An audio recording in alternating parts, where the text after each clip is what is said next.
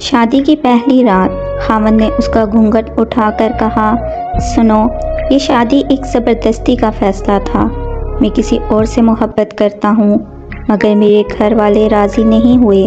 میرے ابا کو دل کی تکلیف ہے، اس لیے ان کے آگے لڑ نہ سکا میں۔ میرے ہاں ایک مجبوری تھی، شاید میں تمہیں زندگی میں وہ پیار نہ دے سکوں گا جس کی تم حقدار ہو۔ یہ کہہ کر وہ اٹھا اور دوسرے کمرے میں چلا گیا۔ وہ لڑکی گمسم بیٹھی خالی کمرہ دیکھ رہی تھی۔ دل میں آیا کہ وہ بھی چیخ چیخ کر بول دے، ایک تم ہی کیا، میں بھی کسی کو دل و جان سے چاہتی ہوں۔ میں زندگی گزارنا چاہتی تھی اس کے ساتھ۔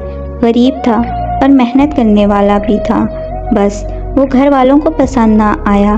میرے پاس اور چارہ ہی کیا تھا، میں بھی بہت مجبور تھی۔ میں بھی ہار گئی اور میری تم سے شادی ہو گئی۔ تم مرد لوگ تو کہہ سکتے ہو، ہم لڑکیاں یہ بات کیسے کہیں؟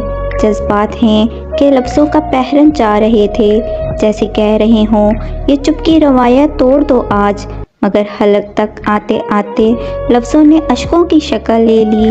مجھے لگتا ہے کہ جہاں اولاد کا دل ہو وہاں ان کی شادی کر دینی چاہیے، اور ہمارا دین بھی ہمیں یہی سبق دیتا ہے کہ اولاد سے ان کی مرضی پوچھ لینی چاہیے۔ بعد میں پچھتانے سے بہتر ہے کہ انسان اولاد کی خوشی کو دیکھ لے۔